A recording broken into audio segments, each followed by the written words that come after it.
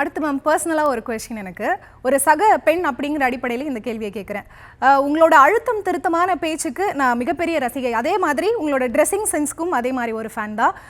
உங்களோட ஐடென்டிட்டியில் ரொம்ப முக்கியமான ஒரு விஷயமும் கூட. எப்போவுமே வந்து சாரீஸ்க்கு மேட்சிங்காக டிசைனர் ப்ளவுஸ் வேர் பண்ணுறது, ஜுவல்ஸ் வேர் பண்ணுறது அப்படின்னு அதில் நீங்கள் எப்போவுமே காம்ப்ரமைஸ் பண்ணதே கிடையாது. சோஷியல் மீடியாவில் இருக்கக்கூடிய இந்த செல்ஃப் பிராண்டிங் பண்ணக்கூடிய இன்ஃப்ளூயன்சஸ்க்கு ஈடாக நீங்கள் வந்து டஃப் கொடுக்குறீங்க. அது எப்படி?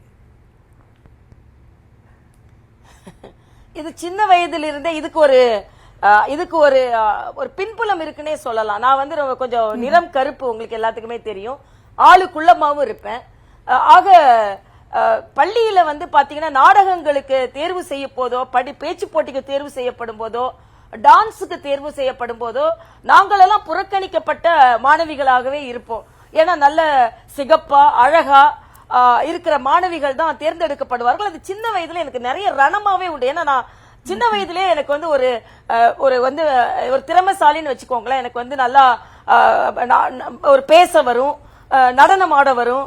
இப்படியெல்லாம் எனக்குள்ள ஒரு திறமை இருக்கும்போது அதற்கான வாய்ப்புகள் என்னோட நிறத்தினாலும் என்னோட உருவத்தினாலும் பறிக்கப்பட்டதுன்னே நான் பல நேரங்கள் நான் நினைப்பது உண்டு.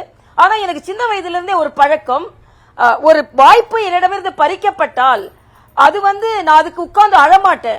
ஏன் இந்த வாய்ப்பு என்னிடமிருந்து பறிக்கப்படுகிறது, எனக்கு ஏன் இந்த அங்கீகாரம் கிடைக்க மறுக்கிறது அப்படின்னா என்னோட நிறத்தை நான் மாத்த முடியாது, என்னோட உயரத்தை நான் மாத்த முடியாது. உயரத்துக்கு வேணா நான் ஹீல்ஸ் போட்டுக்கலாம்.